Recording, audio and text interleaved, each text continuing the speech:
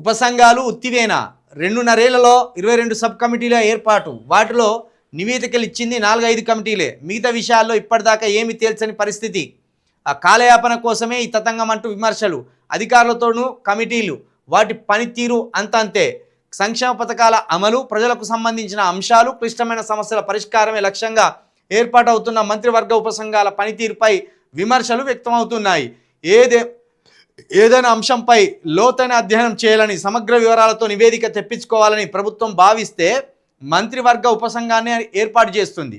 కాంగ్రెస్ ప్రభుత్వం వచ్చాక దాదాపు 22 ఉపసంఘాలు ఏర్పాటు కాగా వీటిలో చాలా వరకు నివేదికలు కూడా ఇవ్వకపోవడంతో కొన్ని కమిటీలు ఉనికిలో లేకుండా పోవడం చర్చనీయాంశంగా మారింది.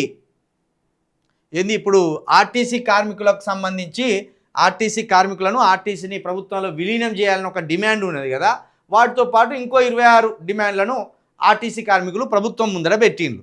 ఇప్పుడు ఈ ప్రభుత్వం ముందు పెట్టిన డిమాండ్ల కోసం ఏం చేస్తాను, మేము కమిటీ వేస్తాను అంటాను.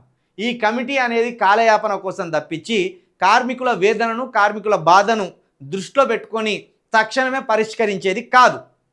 కాబట్టి ఉపసంఘం అనేది, ఈ కమిటీలు అనేది వంచడంలో ఒక కీలక పాత్ర అని చెప్పాలి.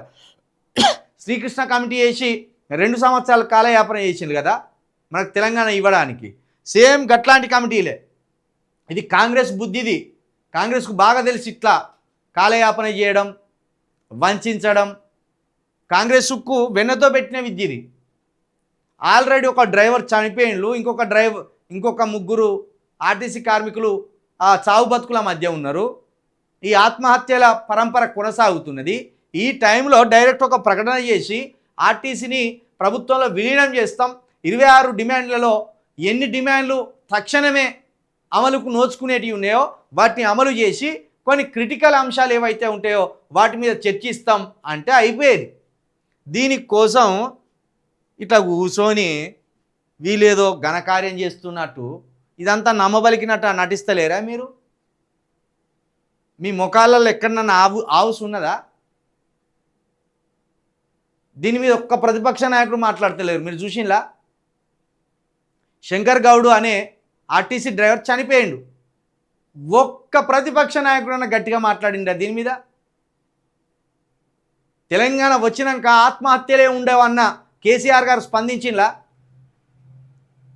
ఇలా 26 సంవత్సరాలు అని ఒక వేడుకను జరుపుకోవడానికి పోతున్నాడు. బుద్ధి ఉండాలి కదా కేసీఆర్ గారు మీకు.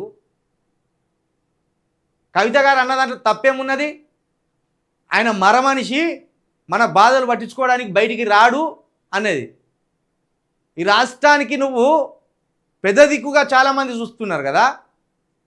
ఇదే డ్రైవర్ శంకర్ గౌడ్ ఇంటికి కానీ ఆయన కుటుంబాన్ని పరామర్శించడానికి కానీ పోతే ఎంత బాగుండు?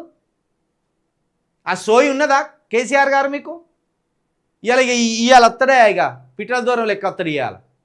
ఇక సభ మీదకి వచ్చి మొన్ననే పొంకనాలు పొంగిపోయాను. ఇక మళ్ళీ ఇవాళ వచ్చి ఏం చేసేది ఉన్నది? నువ్వు మళ్ళీ 26 సంవత్సరాల భాగవతం అంతా చెప్పుకొస్తాడు. ఇక 26 సంవత్సరాలుగా అదే పాట కదా. ఏం చేసినావు ఇప్పుడు? ఈ 2.5 సంవత్సరాలుగా తెలంగాణ కోసం కావచ్చు ప్రతిపక్షంలో ఉండి ఏం చేసినావు? ఎక్కడ కొట్లాడినావు? సభలకు వచ్చిపోతాను. ఇప్పుడు ఇది 4వ సభ కావచ్చు.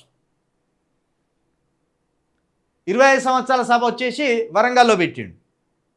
ఇవాళ 26వ సంవత్సరం సభ. ఆ మధ్య జగిత్యాల సభకు పోయిండు. ఇక వీటికి తప్పి మధ్యలో ఎక్కడన్నా ప్రజా సమస్యల మీద కేసీఆర్ గారు కొట్లాడిండా చెప్పుర్రు. ఇక వీళ్ళేమో ఇట్లా నమ్మించడానికి వీళ్ళు ఇట్లా పని ముందరేసుకున్నారు. డ్రైవర్ల ఇదే కార్మికులను, ఆర్టీసీ కార్మికులను వంచే పనే ఇది. దీంట్లో వేరే కొత్తగా ఏం లేదు.